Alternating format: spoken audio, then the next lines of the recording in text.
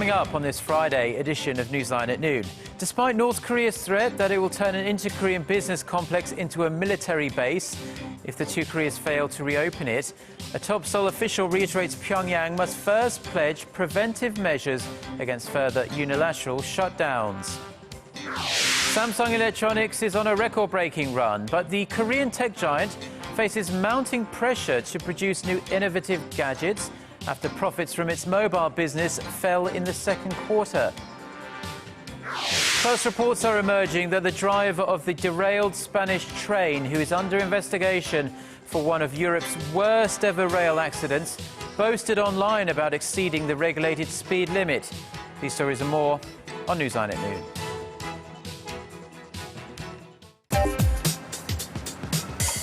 Where's the best place for bibimbap? Les Jeux Olympiques d'hiver se dérouleront-ils à Pyeongchang? هل أنتم حقاً سابع أكبر مصدر في العالم؟ この歌手は誰ですか？你好，最近哪部电视剧的人气最旺？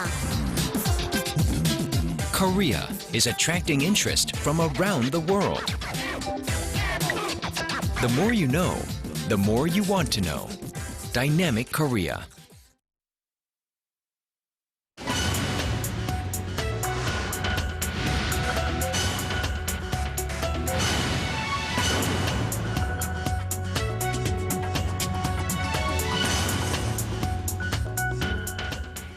Thanks for joining us. You're watching Newsline at noon. I'm Choi Yu-sun in Seoul. Very good to have you with us. I'm Mark Broom. We kick things off with the two Koreas' efforts to reopen their joint Kaesong industrial complex following Thursday's sixth round of talks, which produced no tangible results.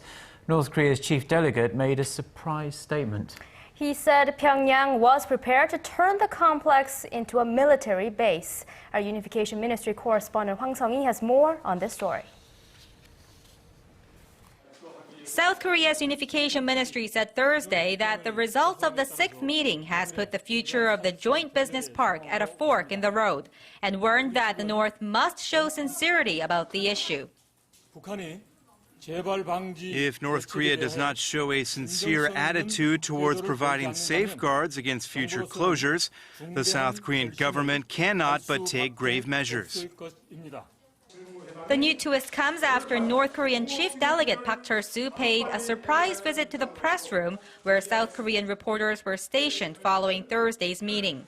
Park read off a statement in which he questioned South Korea's sincerity about the talks, saying that while the North has revised its draft proposal 5 times, the South has rarely made revisions to its own. He went on to say that while the North values the joint business park and hopes for its normalization, it has no intention to force the issue and warned that if business operations are not restarted, it will use the Kaesong complex as a military base. Once the Kaesong Industrial Complex business comes to an end, the North Korean military will be stationed back in the region and the inter-Korean land route will be forever blocked. South Korea's chief delegate told reporters that although the two Koreas made progress in some areas, the South proposed holding another round of talks at a later date as they remain far apart on the issue of implementing safeguards. The most fundamental issue must be resolved first in order for other matters to be addressed. While no date was set for a 7th meeting between the two Koreas, Seoul's Unification Ministry said that the North will have to accept South Korea's proposal if it has any intention of normalizing the Kaesong Industrial Complex. Hwang Sung-hee, Arirang News. Following the collapse of Thursday's talks, South Korea has once again stressed the need for a constructive normalization of the joint business park. But experts say another meeting between the two Koreas is not likely to happen anytime soon. And Na Yeon-kyung has the details. South Korea is firm about ensuring there are safeguards against future closures in place before the inner-Korean Kaesong Industrial Complex is reopened. An official at the presidential office of Cheongwade said Friday the South Korean government aims to work towards a constructive normalization of the complex with the goal of reaching an agreement with North Korea on preventive measures against another unilateral suspension of the complex. The remark further underlines Seoul's stance that these are the promises Pyongyang will have to make if it wants operations at their jointly run factory zone in the north to resume. The parties most disappointed by news of the collapse of Thursday's talks were the South Korean firms with factories across the border. In frustration, a group representing the businesses paid a visit to the Unification Ministry on Friday morning and met with First Vice Minister Kim Nam-sik and the South Korean Chief Delegate Kim Gi-yong.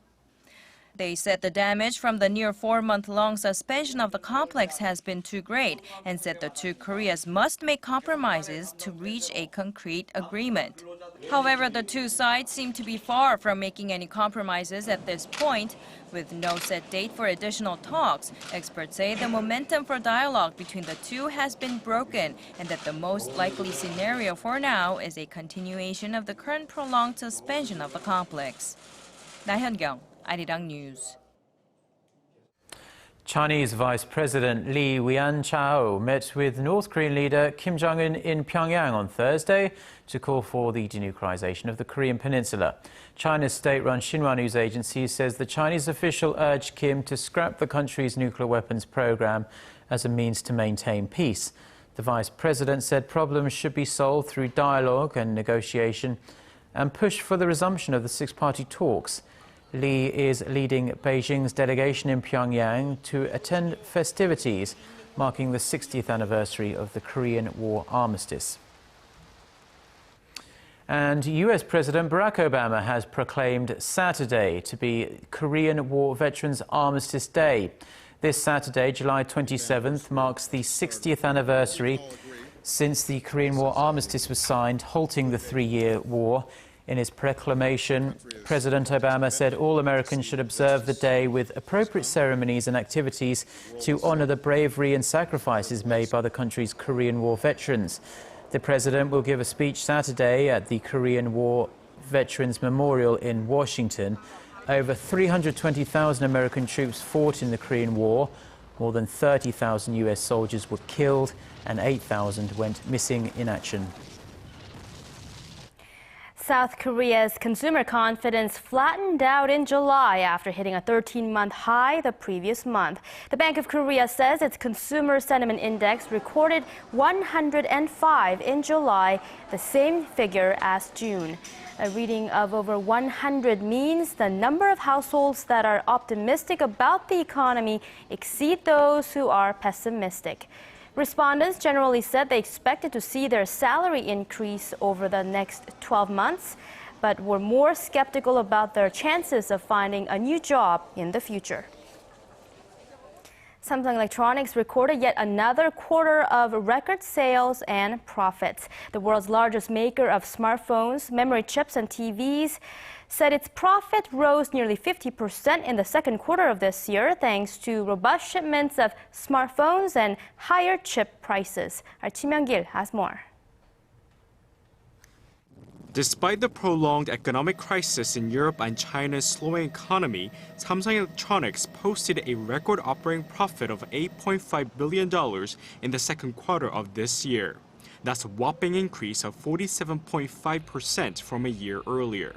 Samsung logged sales of $51 billion in the second quarter, a 20% increase from the same period last year. Both sales and profits kept increasing in consumer electronics, semiconductors, and panel display business.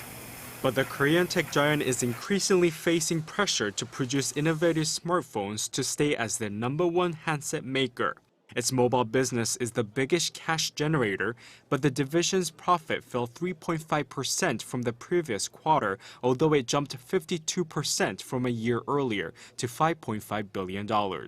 The loss of a major deal with Apple caused a drop in sales of its logic chips, but soaring prices of memory chips allowed the world's largest memory chip maker to report a 70% jump in the semiconductor division's profit to $1.5 billion. Logic chips serve as the brains of computers and other digital devices, while memory chips are used to hold memory for computing devices. Samsung's fate depends largely on its smartphone business, but with slowing sales of its flagship Galaxy S4, concerns are mounting that its handset profit margin may fall. Samsung plans to invest around $21.5 billion in upgrading its production facilities this year. Kim Young-gil, Arirang News.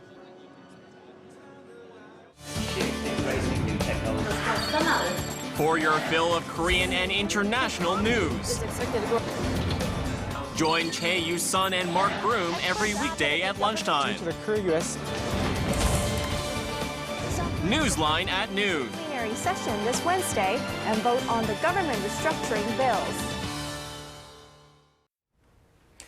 Efforts are underway to set up memorials in Los Angeles honoring the women forced into sexual slavery by the Japanese military during World War II. However, the Japanese government and Japanese American residents want to stop the installations. Our Kim Yeon-ji reports. The City Council of Buena Park, a city located within the Los Angeles metropolitan area, was scheduled to cast a vote early this week on whether to install a monument honoring the victims of the Japanese military's wartime use of sexual slaves. But the vote didn't take place as scheduled due to opposition from Japan. Earlier, members of the Buena Park City Council received an opposition letter from the Consul General of Japan in Los Angeles. The letter was in the name of Japanese Prime Minister Shinzo Abe. In the letter, Consul General Jun Nimi argued Japan has provided sufficient reparations to its war victims. After receiving the letter, the Buena Park City Council decided to delay the vote until September, saying they need to approach the matter more cautiously. Deputy Mayor Miller Oh said Thursday that the city received more than 300 complaints after it was made public that the council was thinking about installing a memorial for the so-called comfort women. Meanwhile, another city in Los Angeles, Glendale City, will unveil a memorial honoring comfort women next week. The memorial will be a replica of the Peace Monument Korean civic leaders set up across the street from the Japanese embassy in Seoul. The Peace Monument is a bronze statue of a teenage girl dressed in traditional Korean attire. The memorial, to be erected at Glendale Central Park, will be the first girl statue honoring comfort women set up overseas. A comfort woman victim from Korea and Korean civic leaders are expected to attend the unveiling ceremony next Tuesday.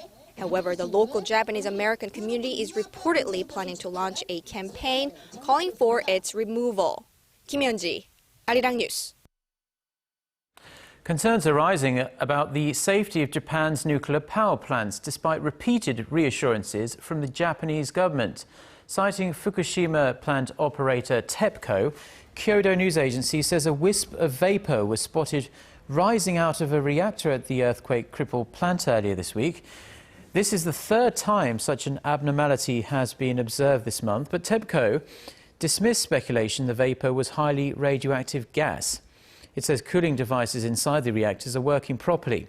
Reports say radiation levels recently topped 2,170 millisieverts an hour near the Fukushima reactor, a level similar to those seen just 2 months after the nuclear disaster in March 2011. Spain is observing 3 days of national mourning for the victims of Wednesday's deadly train crash, as the country still comes to terms with the horrific accident that killed at least 80 people. The police are now questioning the driver. There's growing speculation the train was going twice the speed limit when it derailed. Our Connie Lee has more. This security video shows a terrifying moment. The train flew off the tracks in northwestern Spain on Wednesday. In the blink of an eye, the train speeding down the tracks derails as it turns into the bend. Train cars smash into a wall, crashing so powerfully that parts of the train even fly over the wall. Crews are now cleaning up the area, where some carriages lay twisted and ripped in half, others charred by fire. A spokesperson for the Spanish government has confirmed at least 80 people were killed in the crash and more than 130 are injured, many seriously. Investigators are now questioning one of the two drivers amid speculation that the train was traveling too fast. Spanish media reports that the 52-year-old driver had even boasted about traveling at high speeds on Facebook. This screen grab of the alleged Facebook photo from March 2012 shows the speedometer at 200 kilometers an hour. The driver is said to have worked for the state-owned train company Renfe for the past 30 years. The train, with 247 people on board, was traveling from Madrid to Spain's coastal city of Ferrol when it crashed near Santiago de Compostela. Many people were headed to Santiago for one of Europe's biggest Christian festivals, but the festival has been cancelled out of respect to the victims. On Thursday, Spain declared 3 days of national mourning over the crash, which was the worst rail disaster the country has seen in 40 years. Connie Lee, Arirang News. The death toll from the more than 2-year conflict in Syria has reached a tragic milestone. UN Secretary General Ban Ki-moon says more than 100,000 people have been killed in Syria since the unrest began in March of 2011. Ban, who was speaking at UN headquarters in New York alongside U.S. Secretary of State John Kerry, urged the Syrian government and the opposition to halt the violence and come to peace talks in Geneva as soon as possible. The death toll rose from last month when the UN declared that nearly 93,000 people, mostly civilians, had been killed in Syria. The Syrian conflict started out as peaceful protests against President Bashar al-Assad, but quickly turned violent, with troops cracking down on opposition groups. The leader of Tunisia's opposition party was shot dead outside his home in the capital city of Tunis on Thursday, sparking concerns of further political strife in the country. Mohamed Brahmi was a prominent figure of the opposition Movement of the People Party and was a member of the National Constituent Assembly, which is in charge of drafting a new constitution.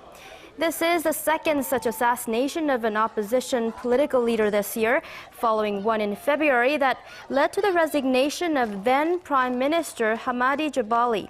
Since the so-called Arab Spring Revolution in 2010, Tunisian society has been deeply divided among Islamist and secular lines. U.S. prosecutors have launched the nation's largest hacking fraud case against 5 defendants identified as Russian and Ukrainian nationals. They've been charged with running a hacking operation that allegedly stole 160 million credit and debit card numbers from several U.S. firms, including Visa, Dow Jones and J.C. Penney, over a 7-year period. Losses are thought to run into the hundreds of millions of dollars. One of the defendants is accused of selling the card numbers for between $10 to $50 each. The numbers could be transferred to blank cards, then used to withdraw cash or make purchases. Pope Francis delivered a message of solidarity and call for social justice in his visit to a Brazilian shanty town on Thursday. The Catholic Church's first Latin Pope also led the opening ceremony of World Youth Day at Brazil's famed Copacabana Beach, where he received an enthusiastic greeting from nearly 1 million people. Park Ji-won tells us more. About 1 million young Catholics welcomed the first Latin American Pope to Brazil's famous Copacabana Beach on Thursday evening. Pope Francis was attending the opening of World Youth Day, an international event held every 2 to 3 years that brings together young Catholics from all around the world. The pontiff thanked the young faithful for their enthusiasm and hospitality. This week, Rio has become the center of the church, with its heart which is both youthful and vibrant, because you have responded generously and enthusiastically to the invitation that Jesus has made to you to be with him and to become his friends. Earlier in the day, Pope Francis visited a slum in Rio de Janeiro, where he delivered a message of hope and social justice. He stressed the need to end poverty by bridging the gap between rich and poor in a spirit of solidarity.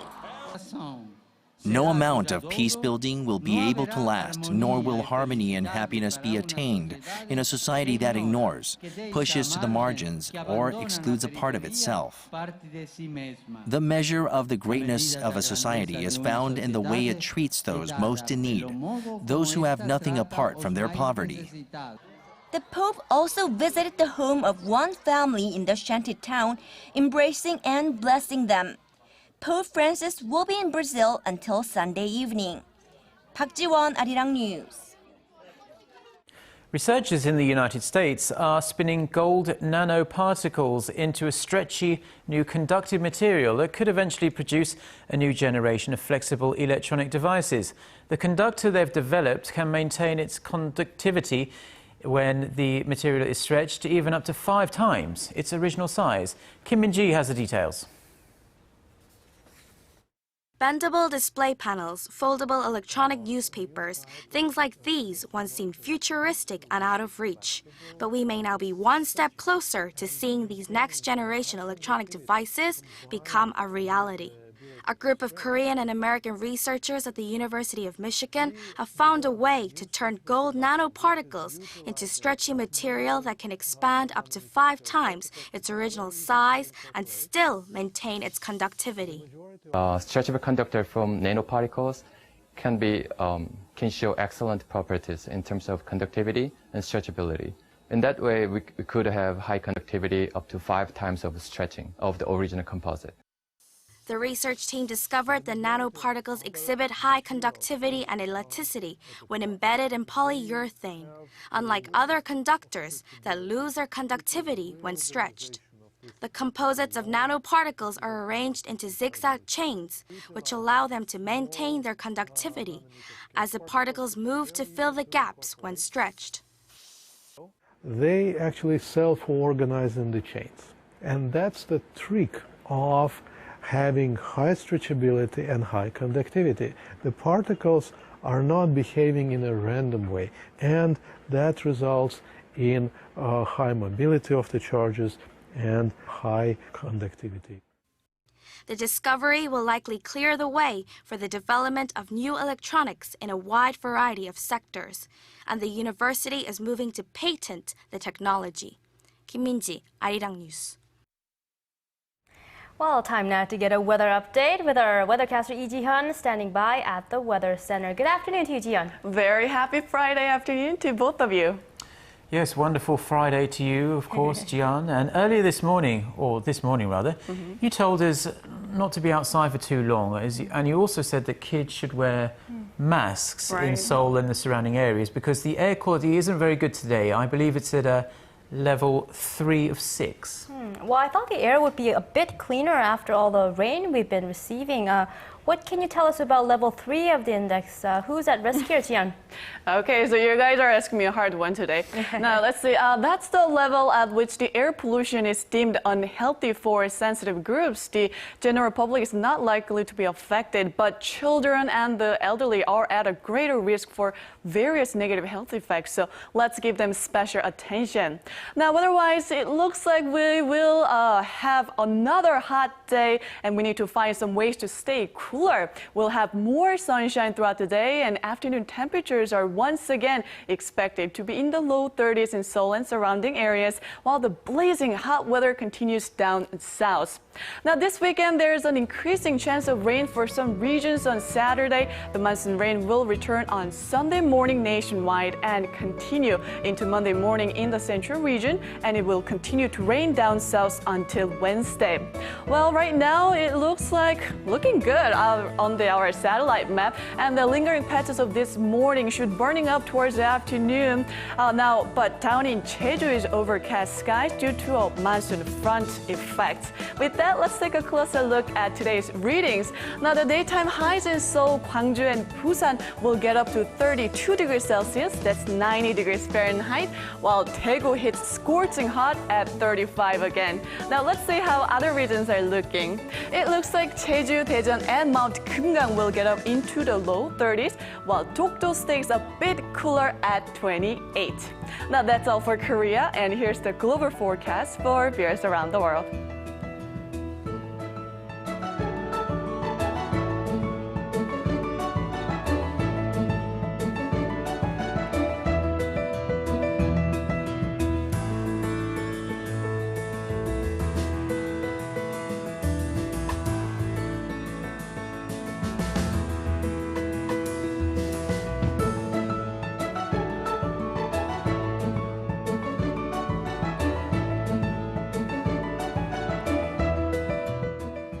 Now, that's all for me this week. Hope you have a wonderful Friday and great weekend. Now, back to Yusan and Mark in the studio.